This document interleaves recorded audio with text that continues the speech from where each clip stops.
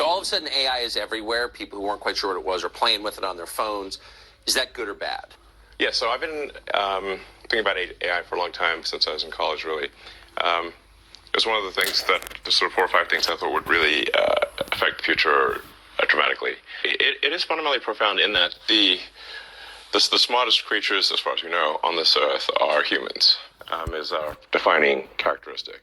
Yes. We're obviously weaker than, say, chimpanzees and less agile, but real smarter.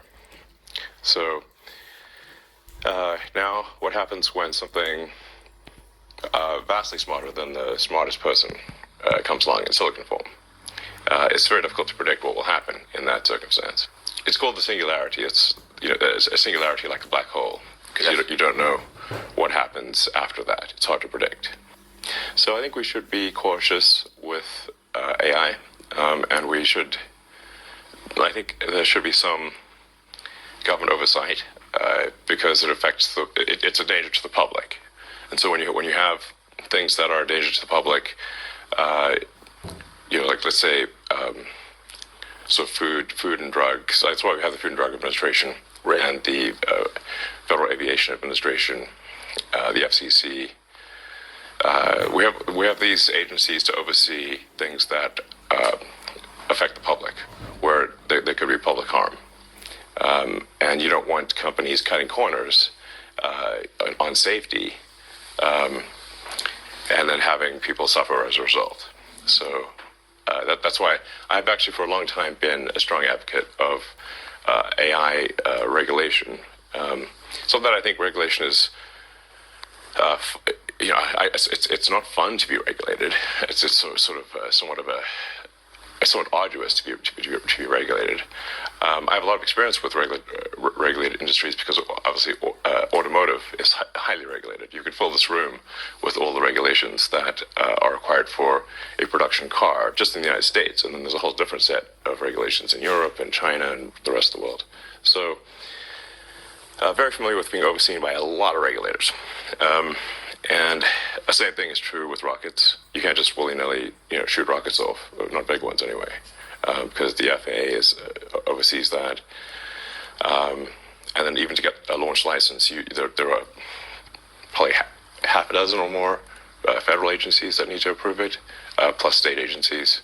So I've been through so many regulatory situations. It's insane. And sometimes people think I'm some sort of like regulatory maverick that sort of defies regulators on a regular basis, but this is actually not the case.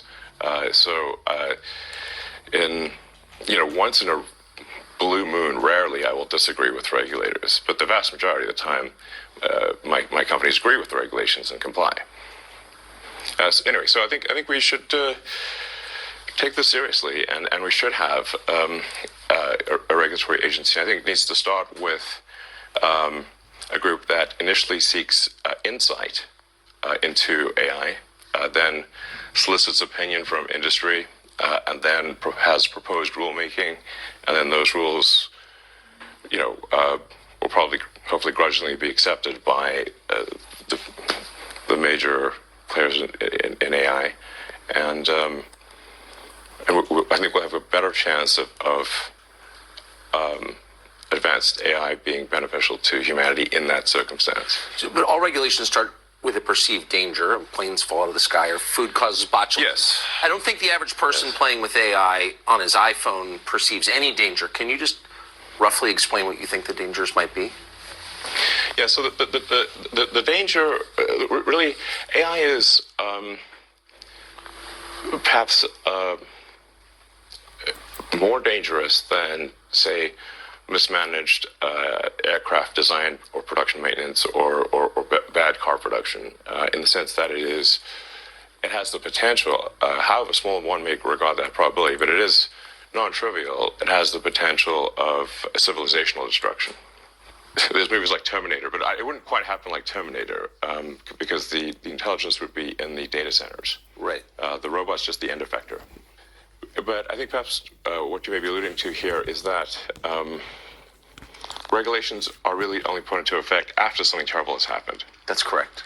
if that's the case for AI, and we only put in regulations after something terrible has happened, it may be too late to actually put the regulations in place. The AI may be in control at that point. You think that's real? It is conceivable that AI could take control and reach a point where you couldn't turn it off, and it would be making the decisions for people. Yeah, absolutely. Absolutely. No, that's definitely the way things are headed, for sure. I mean, the things like say ChatGPT, which is based on GPT-4 from OpenAI, which is a company that I played a critical role in creating, unfortunately. Back when it was a nonprofit. Yes. I mean, the reason OpenAI exists at all is that Larry Page and I used to be close friends, and I would stay at his house in Palo Alto, and I would talk to him late into the night about AI safety. And at least my perception was that Larry was not taking AI safety seriously enough. What did he say about it? He really seemed to be wanted sort of digital superintelligence, basically digital God, if you will, as soon as possible. He wanted that? Yes. He's made many public statements over the years that the whole goal of Google is what's called AGI, artificial general intelligence, or artificial superintelligence. No, and I agree with him that there's great potential for good, but there's also potential for bad. And so if you've got some radical new technology, you want to try to take the set of actions that maximize the probability it will do good and minimize the probability it will do bad things. Yes. It can't just be hell for leather. Let's just go, barreling forward and, hope for the best. And then at one point, I said, well, what about, we're going to make sure humanity's okay here. And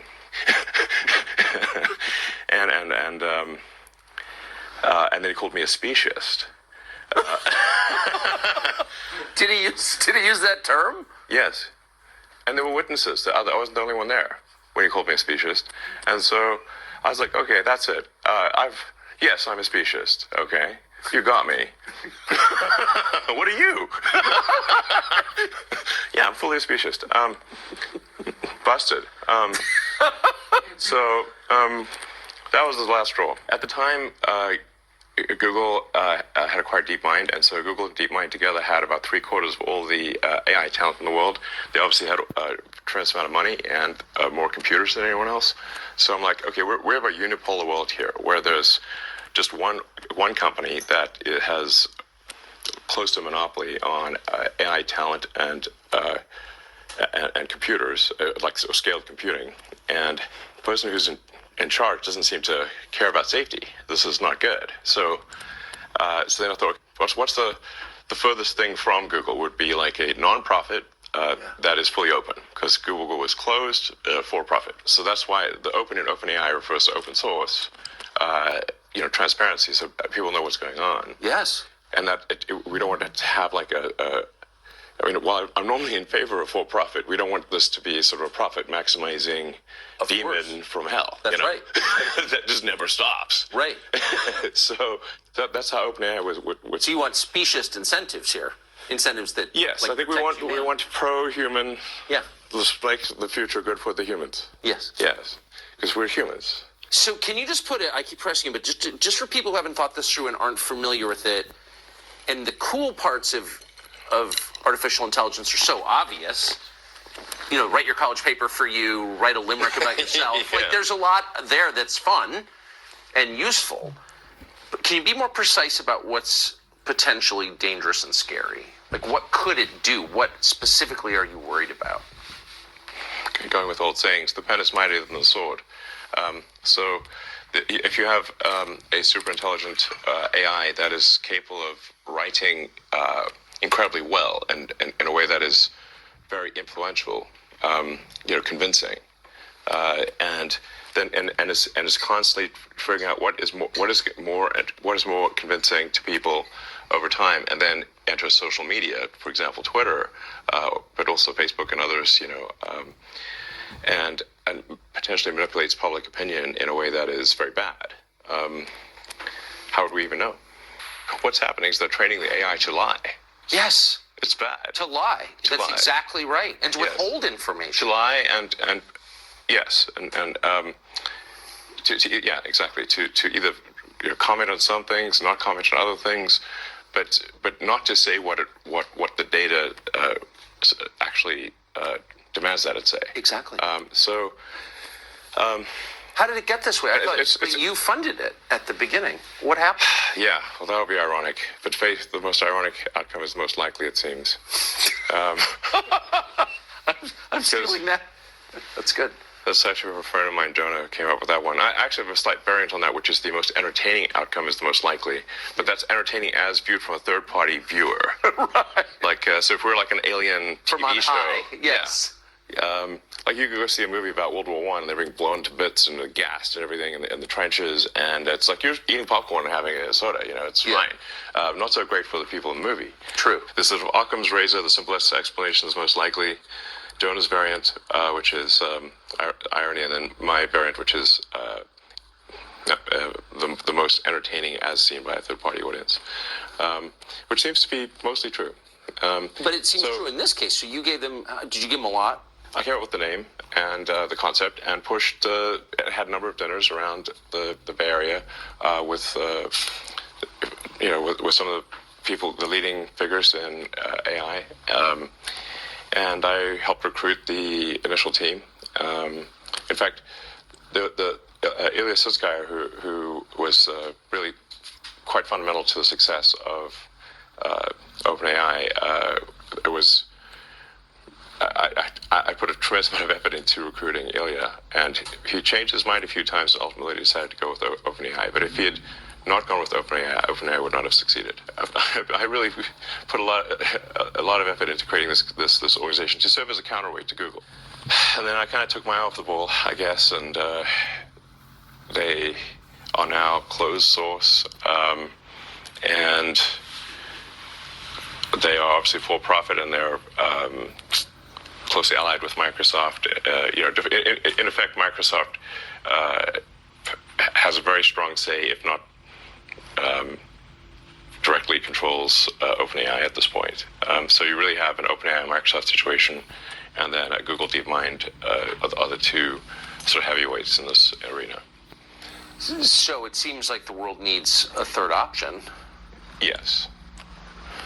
So I think I will create a third option, although it's starting very late in the game, of course.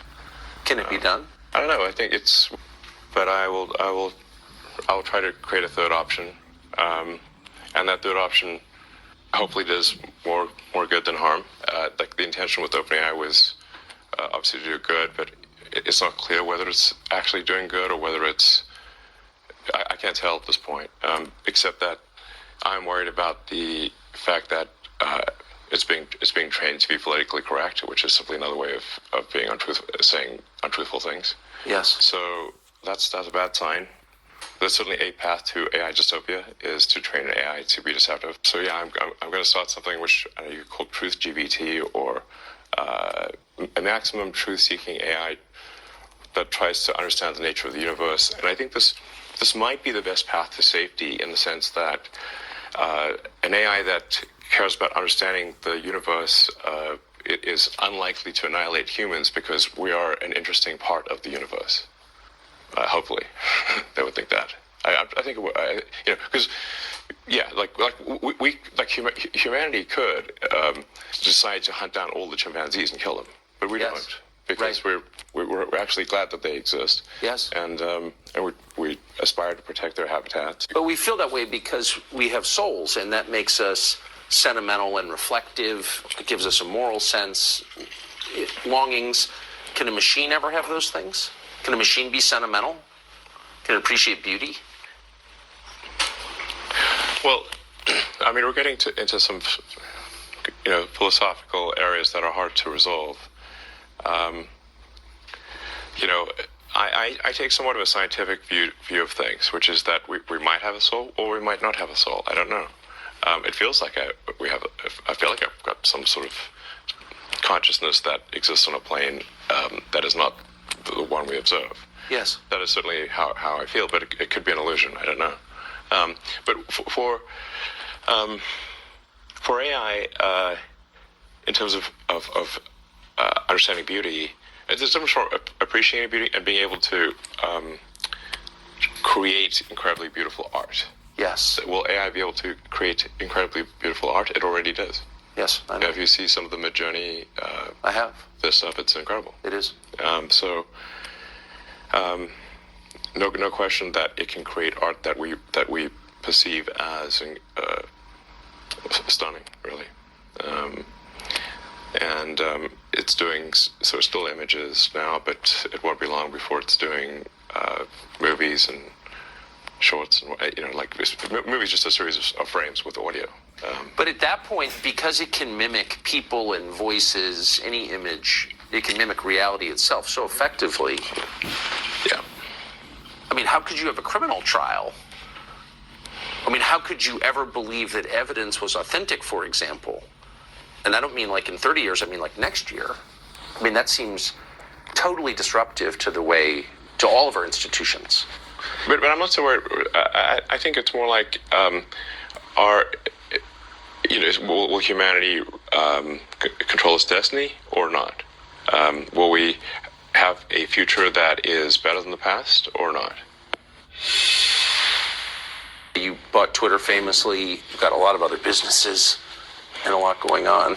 Yes. You said you bought it because